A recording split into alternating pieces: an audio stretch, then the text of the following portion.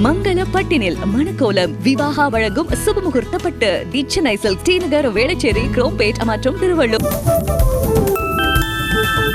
மதுரை அலங்காநல்லூர் அருகே கீழக்கரையில் கட்டப்பட்டுள்ள பிரம்மாண்டமான ஜல்லிக்கட்டு மைதானத்தை முதலமைச்சர் மு.க.ஸ்டாலின் இன்று திறந்து வைக்கிறார். 66 ஏக்கரில் 44 கோடி ரூபாய் மதிப்பில் கட்டப்பட்டுள்ள ஜல்லிக்கட்டு மைதானத்திற்கு கலைஞர் நூற்றாண்டு ஏறு தழுவுதல் அரங்கம் என பெயர் சூட்டப்பட்டுள்ளது. திறப்பு நாளையொட்டி இன்று ஜல்லிக்கட்டு போட்டி நடத்தப்படுகிறது.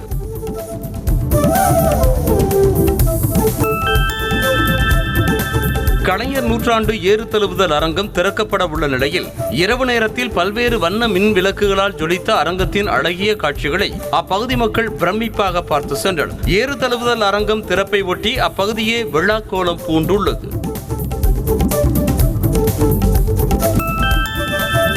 மதுரை அலங்காநல்லூரில் உள்ள கலைஞர் நூற்றாண்டு ஏறு தழுவுதல் அரங்கத்தில் இன்று நடைபெறும் முதல் ஜல்லிக்கட்டு போட்டியில் வெற்றி பெறும் மாடுபிடி வீரர் மற்றும் காளையின் உரிமையாளருக்கு கார் பரிசாக வழங்கப்படுகிறது. அதேபோல 2ஆம் பரிசு பெறும் மாடுபிடி வீரர் மற்றும் காளையின் உரிமையாளருக்கு இருசக்கர வாகனம் பரிசாக வழங்கப்படுகிறது.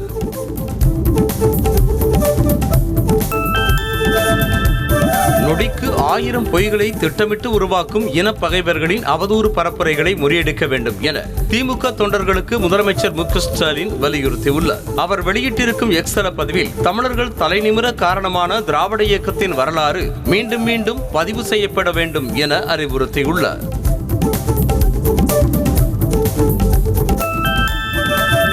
மக்களவைத் தேர்தலில் திமுக சார்பாக போட்டியிட இளைஞர்களுக்கு அதிக வாய்ப்பு கொடுங்கள் என திமுக பொருளாளர் டி.ஆர். பாலுவிடம் அமைச்சர் உதயநிதி ஸ்டாலின் கோரிக்கை வைத்துள்ளார். சென்னை அண்ணா அறிவாலயத்தில் நடைபெற்ற நூல்கள் வெளியீட்டு விழாவில் பேசிய அவர், அனுபவம் முக்கியம்தான், இருந்தாலும் தகுதியான இளைஞர்களுக்கு வாய்ப்பு கொடுங்கள் என கேட்டுக்கொண்டார்.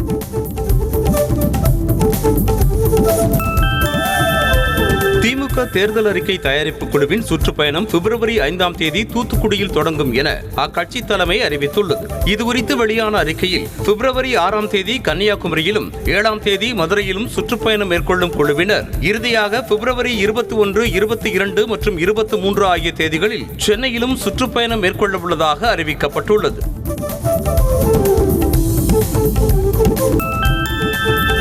நாடாளுமன்ற தேர்தலை முன்னிட்டு தொகுதி வாரியாக திமுக நிர்வாகிகள் ஆலோசனைக் கூட்டம் நடைபெற உள்ளதாக திமுக தலைமை அறிவித்துள்ளது. அதன்படி இன்று முதல் அடுத்த மாதம் 5ஆம் தேதி வரை ஆலோசனைக் கூட்டங்கள் நடைபெறுகின்றன. நாடாளுமன்ற தொகுதிக்கு உட்பட்ட பொறுப்பு அமைச்சர்கள், மாவட்ட, ஒன்றிய, நகர செயலாளர்கள் ஆகியோருடன் ஆலோசனைகள் நடைபெறும் என தெரிவிக்கப்பட்டுள்ளது.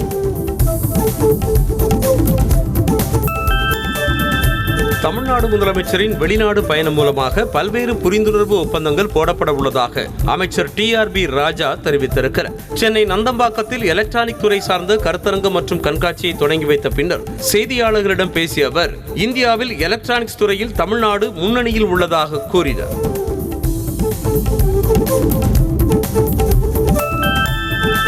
வரும் காலத்தில் தமிழ்நாட்டின் ஜிடிபியை உயர்த்தும் அளவுக்கு ஆவின் நிறுவனத்தின் வர்த்தகம் இருக்கும் என அமைச்சர் மனோ தங்கராஜ் தெரிவித்திருக்கிறார். சென்னை நந்தம்பாக்கம் வர்த்தக மையத்தில் பால் மற்றும் பால் பொருட்கள் தயாரிப்பிற்கான அதிநவீன கருவிகளின் கண்காட்சியை துவக்கி வைத்த அவர், ஆவின் பொருள் விற்பனையை அதிகரிப்பதற்கான பல்வேறு நடவடிக்கைகளை மேற்கொண்டு வருவதாக கூறினார்.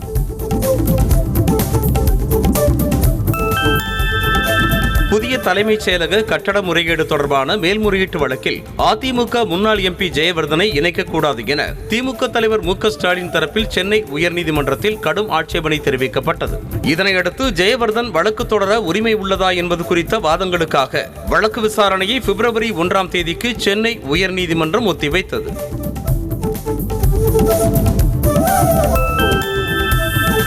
அதிமுக தொடர்பான வழக்கு நிலுவையில் உள்ளதால் மக்களவை தேர்தலுக்கு முன்பாக இரட்டை இலை சின்னம் முடக்கப்பட வாய்ப்புள்ளதாக ஓபிஎஸ் ஆதரவாளர் வைத்தியலிங்கம் தெரிவித்திருக்கிறார். தஞ்சாவூரில் செய்தியாளர்களிடம் பேசிய அவர், ஓ பன்னீர்செல்வம் ஆதரவு இல்லாமல் தனியாக தேர்தலில் போட்டியிட்டால் டெபாசிட் இழப்பார்கள் என விமர்சித்தார்.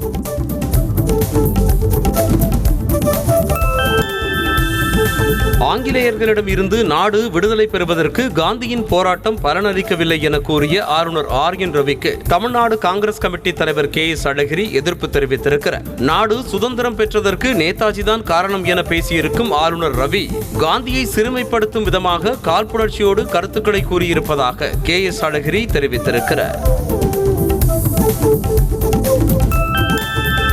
அயோத்தியில் ராமர் கோவில் திறக்கப்பட்டது சாதி மதங்களுக்கு அப்பாற்பட்டது என்றும் அது மகிழ்ச்சிகரமான விஷயம் எனவும் டிடிவி தினகரன் தெரிவித்திருக்கிறார். திருவள்ளூர் மாவட்டம் திருப்பாச்சூர் அருகே செய்தியாளர்களிடம் பேசிய அவர் மக்களவை தேர்தல் கூட்டணி குறித்து சில கட்சிகளோடு பேச்சுவார்த்தை நடத்தி வருவதாகவும் இபிஎஸ் தலைமையிலான அதிமுகவுடன் எந்த காலத்திலும் கூட்டணி இல்லை என்றும் தெரிவித்திருக்கிறார்.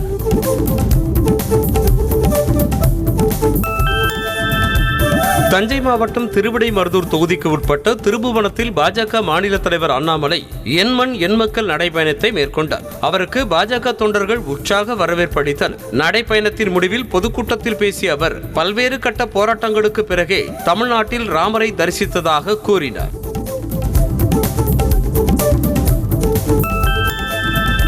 தமிழ்நாடு அரசு தொடர்ந்த 4 அவதூறு வழக்குகளை ரத்து செய்ய கோரி அதிமுக முன்னாள் அமைச்சர் சி.வி. சண்முகம் தாக்கல் செய்த மனு மீது சென்னை உயர்நீதிமன்றம் இன்று தீர்ப்பளிக்கிறது. கடந்த 18ஆம் தேதி வழக்கு விசாரணையின் போது இருதரப்பு வாதங்களையும் கேட்ட நீதிபதி ஆனந்த் வெங்கடேஷ் தீர்ப்பை தள்ளி வைத்தார். இதனையடுத்து இன்று தீர்ப்பு வழங்கப்படுகிறது. பொங்கல் பரிசு தொகுப்பு வழங்கும் பணியில் ஈடுபட்ட நியாய விலைக்கடை பணியாளர்களுக்கு ஊக்கத்தொகை வழங்கப்பட உள்ளதாக கூட்டுறவுத்துறை சார்பில் தெரிவிக்கப்பட்டுள்ளது. பொங்கல் தொகுப்பு வழங்கப்பட்ட ஒவ்வொரு குடும்ப அட்டைக்கும் தலா 50 பைசா கணக்கிடப்பட்டு பணியாளர்களுக்கு ஊக்கத்தொகை வழங்க திட்டமிடப்பட்டுள்ளது.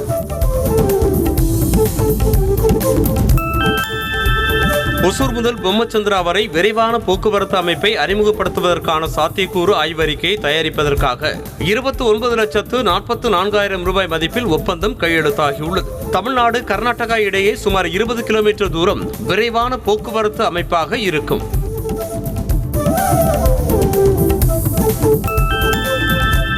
தைப்பூசம், குடியரசு தினம் என தொடர் விடுமுறையை முன்னிட்டு தமிழ்நாடு முழுவதும் இன்று முதல் சிறப்பு பேருந்துகள் இயக்கப்படுகின்றன. அதன்படி இன்றும் நாளையும் தினசரி இயங்கும் பேருந்துகளோடு கூடுதலாக 580 சிறப்பு பேருந்துகள் இயக்கப்படுகின்றன. குறிப்பாக சென்னையில் இருக்கும் பொதுமக்கள் தங்கள் சொந்த ஊர்களுக்கு செல்ல வசதியாக 405 சிறப்பு பேருந்துகள் இயக்கப்படுகின்றன.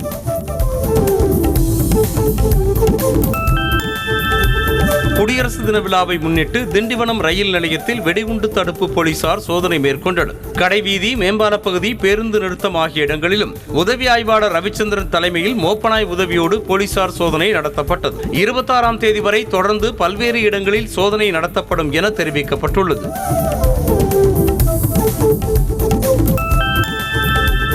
குடியரசு தின விழாவை முன்னிட்டு காரைக்கால் மாவட்டத்தில் போலீசார் பல்வேறு இடங்களில் தீவிர சோதனை மேற்கொண்டனர். குறிப்பாக பேருந்து நிலையம் மற்றும் ஹோட்டல்களில் தங்கியுள்ள பொதுமக்களின் பொருட்களை போலீசார் சோதனை செய்தனர். அதேபோல மற்ற மாநிலங்களில் இருந்து வரும் வாகனங்களை போலீசார் நிறுத்தி ஆவணங்களை சரிபார்த்தனர்.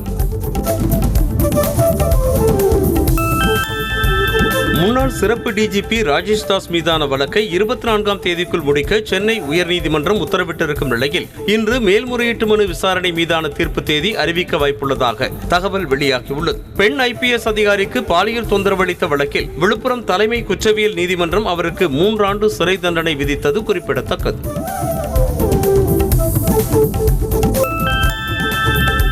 அடுத்த 25 ஆண்டுகளில் தண்ணீர் பற்றாக்குறை மிகப்பெரிய சவாலாக இருக்கும் என்பதால் அதனை கருத்தில் கொண்டு மத்திய மாநில அரசுகள் தொலைநோக்கு திட்டங்களை வகுக்க வேண்டும் என மத்திய நீர்வளத்துறை அமைச்சர் கஜேந்திர சிங் கூறியுள்ளார். சென்னை மாமல்லபுரத்தில் நடைபெற்ற அகில இந்திய செயலாளர்கள் மாநாட்டில் பேசிய அவர் இதனை தெரிவித்தார். கேலோ இந்தியா விளையாட்டுப் போட்டிகளில் பங்கேற்ற தமிழ்நாடு வீரர் வீராங்கனைகளை அமைச்சர் உதயநிதி ஸ்டாலின் உற்சாகப்படுத்தினார். நேரு விளையாட்டு அரங்கில் நடைபெற்று வரும் போட்டிகளை நேரில் கண்டு ரசித்தது தொடர்பான புகைப்படங்களை தமது எக்ஸ் தள பக்கத்தில் பதிவிட்டிருக்கும் அவர் 110 மீட்டர் தடை தாண்டும் ஓட்டத்தில் வெற்றி பெற்ற விஷ்ணுவை நேரில் வாழ்த்தியதன் புகைப்படத்தையும் பகிர்ந்திருக்கிறார். திருநெல்வேலி மாவட்டம் செல்விபுரம் பகுதியில் தெருவில் கழிவுநீர் செல்வது, காரை நிறுத்துவது ஆகியவற்றில் ஏற்பட்ட தகராறால் இரு குடும்பத்தினர் அரிவாளை கொண்டு தாக்கிக் கொண்ட சம்பவம் பெரும் பரபரப்பை ஏற்படுத்தியது. மோதலில் படுகாயமடைந்த 2 தரப்பைச் சேர்ந்த 9 பேரும் திருநெல்வேலி அரசு மருத்துவக் கல்லூரி மருத்துவமனையில் அனுமதிக்கப்பட்டனர்.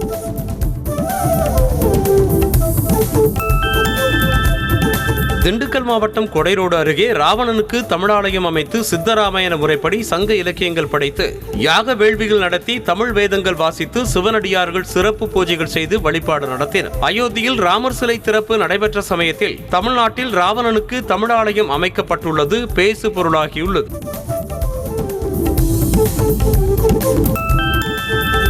ராமர் கோவில் திறப்பு விழாவை முன்னிட்டு வாழ்த்து கடிதம் அனுப்பிய குடியரசுத் தலைவர் திரௌபதி முர்முவுக்கு பிரதமர் மோடி நன்றி தெரிவித்து கடிதம் எழுதியுள்ளார். அதில் தேசத்தின் வளர்ச்சியிலும் இலக்குகளை எட்டுவதிலும் புதிய சாதனைகள் படைக்க அயோத்தி ராமர் கோவில் நமக்கு தொடர்ந்து உத்வேகம் அளிக்கும் என்றும் பிரதமர் மோடி கூறியிருக்கிறார்.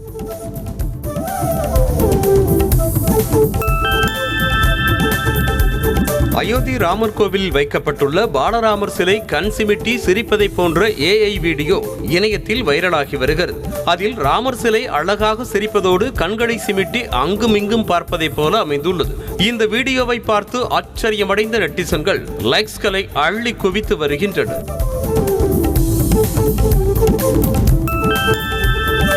அயோத்தி ராமர் கோவிலில் பொது தரிசனத்திற்கு திறக்கப்பட்ட முதல் நாளில் 5 லட்சம் பேர் ராமரை வழிபட்டதாக தகவல் வெளியாகியுள்ளது. இந்துக்களின் முக்கிய புனித தலமாக மாறியிருக்கும் அயோத்தி ராமர் கோவிலுக்கு நாட்டின் பல்வேறு பகுதிகளில் இருந்தும் பொதுமக்கள் வரத் தொடங்கியுள்ளனர். இதனால் அயோத்தியில் பொதுமக்களின் கூட்டம் அலைமோதுகிறது.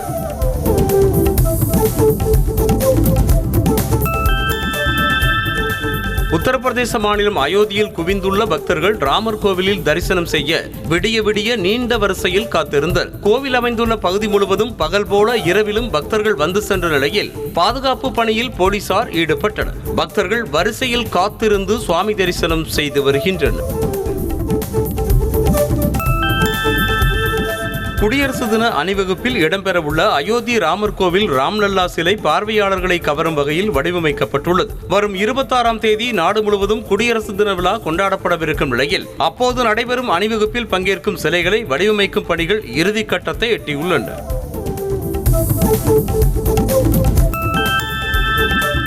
டெல்லி கர்தவ்யா பாதையில் குடியரசு தின அணிவகுப்பிற்கான முழு ஒத்திகை நடைபெற்றது. நாடு முழுவதும் நாளை மறுநாள் 75வது ஆண்டு குடியரசு தின விழா கொண்டாடப்படவிருக்கும் நிலையில் அதற்கான ஏற்பாடுகள் தீவிரமாக நடைபெற்று வருகின்றன. இந்த நிலையில் டெல்லியில் முப்படைகளைச் சேர்ந்த வீரர் வீராங்கனைகள் மிடுக்கான அணிவகுப்பு ஒத்திகை நடத்தினர்.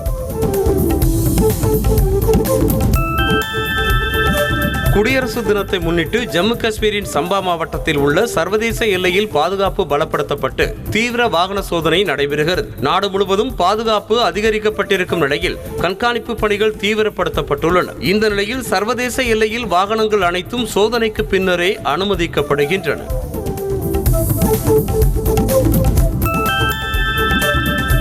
மறைந்த பீகார் முன்னாள் முதலமைச்சர் கர்பூரி தாக்கூருக்கு இந்த ஆண்டுக்கான பாரத ரத்னா விருது அறிவிக்கப்பட்டுள்ளது. கடந்த 1924ஆம் ஆண்டு பிறந்த கர்பூரி தாக்கூர் பீகார் மாநில முதலமைச்சராக கடந்த 1970 முதல் 1971ஆம் ஆண்டு வரையும் 1977 முதல் 1979ஆம் ஆண்டு வரையும் 2 முறை பதவி வகித்துள்ளார். மேலும் மக்களுக்கு ஆற்றிய தொண்டின் காரணமாக இவர் மக்கள் நாயகன் என்றும் அழைக்கப்பட்டவர்.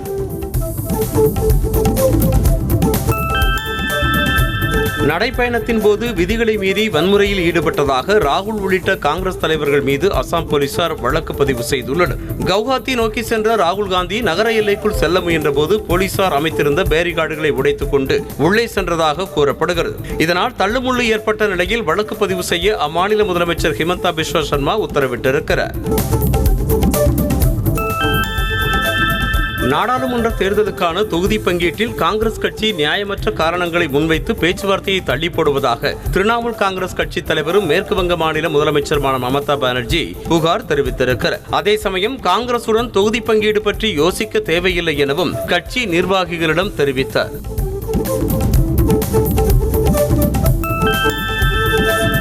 வட இந்தியாவில் தொடர்ந்து கடும் குளிர் மற்றும் அடர்ந்த பனிமூட்டம் காரணமாக டெல்லியில் மட்டும் 150 விமானங்கள் மற்றும் 28 ரயில்கள் தாமதமாக இயக்கப்பட்டுள்ளன. இரவு முதல் காலை வரை கடும் பனிமூட்டம் நிலவுவதால் வாகனங்களை இயக்குவதில் சிரமம் ஏற்பட்டுள்ளது. வரும் 27ஆம் தேதி வரை இதே நிலை நீடிக்கும் என இந்திய வானிலை ஆய்வு மையம் அறிவுறுத்தியுள்ளது.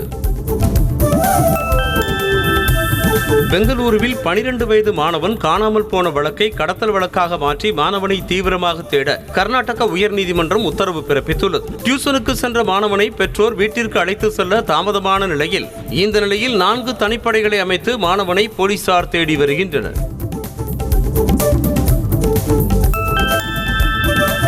நியூஸ் தமிழ் தொலைக்காட்சியின் 3ஆம் ஆண்டு தொடக்க நாளை முன்னிட்டு மேல்மலையனூர் ஸ்ரீ அங்காளம்மன் கோவிலில் சிறப்பு பூஜை நடைபெற்றது. முன்னதாக அம்மன் அறைக்கு நியூஸ் தமிழ் சார்பாக 20,000 ரூபாய் மதிப்புடைய UPS பொருத்தப்பட்டது. பின்னர் அம்மன் மடியில் நியூஸ் தமிழ் தொலைக்காட்சியின் மைக்கை வைத்து சிறப்பு பூஜை செய்யப்பட்டது.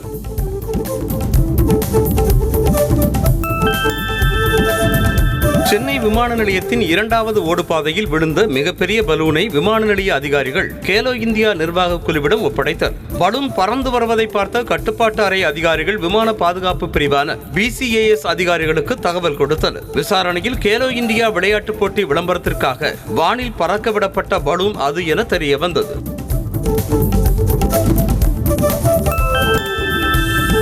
புதுக்கோட்டை மாவட்டம் வேங்கை வயல் விவகாரத்தில் 5 சிறுவர்கள் உட்பட 31 பேரிடம் எடுக்கப்பட்ட DNA பரிசோதனை ஒத்துப்போகவில்லை என CBCID காவல் கண்காணிப்பாளர் தில்லை நடராஜன் தெரிவித்திருக்கிறார். அடுத்த கட்ட விசாரணையாக 10 பேருக்கு உண்மை கண்டறியும் சோதனை நடத்த புதுக்கோட்டை வன்கொடுமை தடுப்பு நீதிமன்றத்தில் அனுமதி கோரப்பட்டுள்ளதாக கூறியுள்ளார்.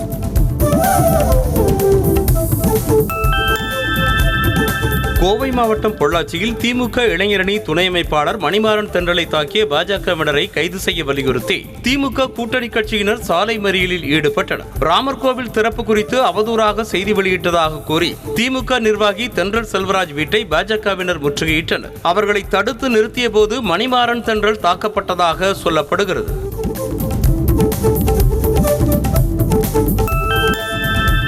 திண்டுக்கல் மாவட்டம் கொடைக்கானலில் சமூக வலைதள பக்கத்தில் ராமர் கோவில் திறப்பு குறித்து சர்ச்சைக்குரிய வகையில் பதிவிட்டதாக திமுக பிரமுகரை கைது செய்ய வலியுறுத்தி 50க்கும் மேற்பட்ட இந்து அமைப்பினர் சாலையில் அமர்ந்து போராட்டத்தில் ஈடுபட்டனர். இந்த நிலையில் சம்பவ இடத்திற்கு வந்த காவல்துறையினர் அவர் மீது நடவடிக்கை எடுப்பதாக உறுதியளித்ததன் பேரில் அனைவரும் கலைந்து சென்றனர்.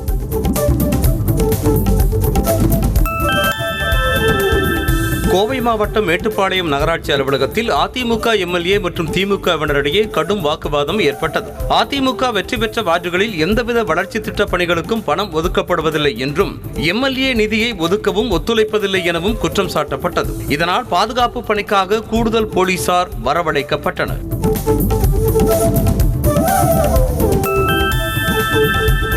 வண்டியூர் மற்றும் தென்கால் கண்மாயை அரசு அதிகாரிகளும் ஒப்பந்ததாரர்களும் இணைந்து நாசம் செய்துள்ளதை ஏற்க முடியாது என உயர்நீதிமன்ற மதுரை கிளை தெரிவித்துள்ளது. வழக்கு விசாரணையின் போது பேசிய நீதிபதி, நீர்நிலையில் மண்ணை கொட்டி கட்டுமான பணியை மேற்கொண்டால் திட்ட மதிப்பீடு குறையும் என அதிகாரி மற்றும் ஒப்பந்ததாரர் கூறிய வார்த்தை தமக்கு அதிர்ச்சி அளிப்பதாக தெரிவித்திருக்கிறார்.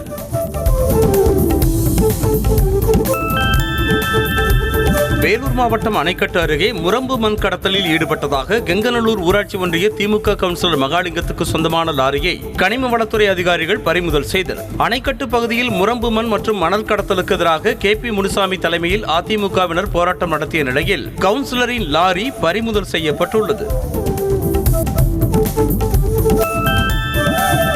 மயிலாடுதுறையில் சாதி பெயரை சொல்லி திட்டி கொத்தனாரை தாக்கியதாக காவல் நிலையத்தில் புகார் அளித்தும் நடவடிக்கை எடுக்கப்படவில்லை என குற்றம் சாட்டிய உறவினர்கள் சாலை மறியலில் ஈடுபட்டனர். இதனைத் தொடர்ந்து மணல்மேடு காவல் ஆய்வாளர் உரிய நடவடிக்கை விரைவில் எடுக்கப்படும் என கூறியதன் பேரில் சாலை மறியல் கைவிடப்பட்டது.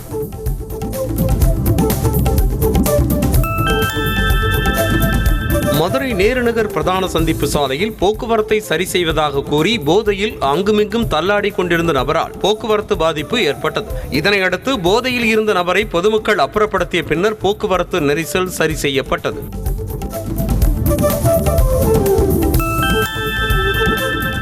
திண்டுக்கல் மாவட்டம் செம்பட்டி அருகே லாரி மோதியதில் உயரழுத்த மின்கோபுரம் சாலையில் விழுந்தது. அப்போது மக்கள் நடமாட்டம் இல்லாததால் பெரும் விபத்து தவிர்க்கப்பட்டது. இந்த விபத்தால் விவசாயத்திற்கு பயன்படுத்தப்பட்டு வந்த 10க்கும் மேற்பட்ட மின் மோட்டார்களும் வீட்டு உபயோக மின் பொருட்களும் பழுதடைந்ததாக மக்கள் புகார் தெரிவித்தனர்.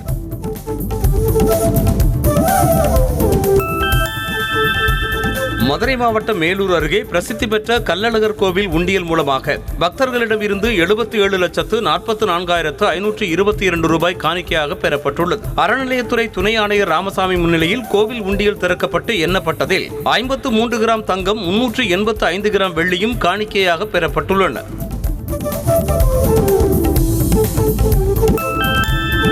திருவள்ளூர் மாவட்டம் கும்மிடிப்பூண்டியில் ஸ்ரீ சங்கரி யோகா பயிற்சி மற்றும் ஆராய்ச்சி மைய மாணவி மைத்ரா கண்ட பேருண்டாசனத்தில் ஒரே நிமிடத்தில் 40 முறை சுழன்று உலக சாதனை படைத்தார். சின்ன ஓபலாபுரம் கிராமத்தைச் சேர்ந்த 7 வயதான சிறுமி மைத்ராவின் சாதனை international book of record, worldwide book of record, assist உலக சாதனை ஆகிய 3 உலக சாதனை புத்தகங்களில் இடம் பிடித்தன.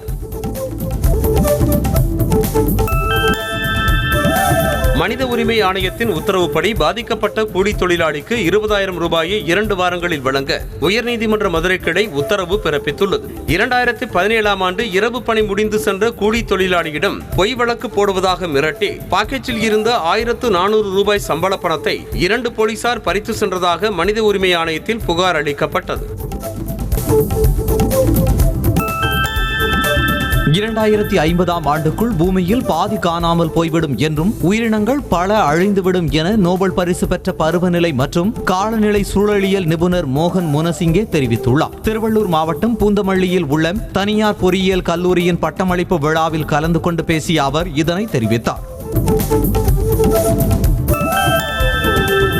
புதுக்கோட்டை மாவட்டம் முத்துக்காடு கிராமத்தில் தரமற்ற முறையில் புதிய தார் சாலை அமைக்கப்பட்டதால் அது கையோடு பெயர்ந்து வருவதாக அப்பகுதி மக்கள் குற்றம் சாட்டியுள்ளனர். இது தொடர்பாக அதிகாரிகளிடம் தகவல் தெரிவித்த நிலையில் சேதமடைந்த இடங்களில் மீண்டும் தார் ஊற்றி பணியாளர்கள் சரி செய்துவிட்டு செல்வதாக தெரிவித்துள்ளனர்.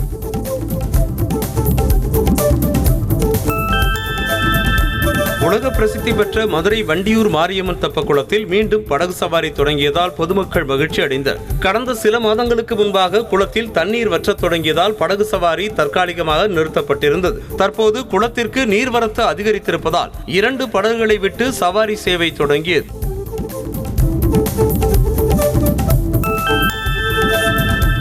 சேலம் மாவட்டம் மேட்டூர் அருகே உடல் உறுப்புகளை தானம் செய்த இளைஞரின் உடலுக்கு அரசு சார்பில் மரியாதை அளிக்கப்பட்டது. சாலை விபத்தில் இறந்த நாகராஜ் என்பவரின் கண்கள் மற்றும் தோலை பெற்றோர் சம்மதத்தோடு தானமாக பெறப்பட்ட நிலையில் அவருடைய உடலுக்கு சட்டமன்ற உறுப்பினர் மற்றும் அதிகாரிகள் மலர் வளையம் வைத்து அஞ்சலி செலுத்தினர்.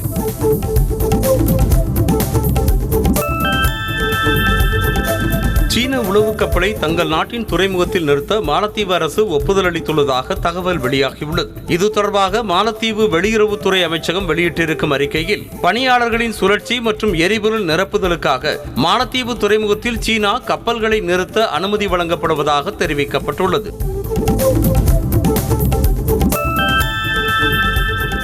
கேலோ இந்தியா விளையாட்டுப் போட்டியில் கோல் ஊன்றி உயரம் தாண்டுதலில் தமிழ்நாடு வீரர் வெண்கலப் பதக்கம் வென்றார். சென்னை நேரு விளையாட்டரங்கில் நடைபெற்ற போட்டியில் உத்தரப்பிரதேச வீரர் ஆரியதேவ் தங்கப்பதக்கத்தையும் மத்திய பிரதேச வீரர் அமன் சிங் வெள்ளிப் பதக்கமும் வென்றனர். வெற்றி பெற்றவர்களுக்கு அமைச்சர் உதயநிதி ஸ்டாலின் பதக்கங்களை வழங்கி பாராட்டினார். செய்திகளை உடனுக்குடனும் துல்லியமாகவும் தெரிந்து கொள்ள சப்ஸ்கிரைப் பண்ணுங்க.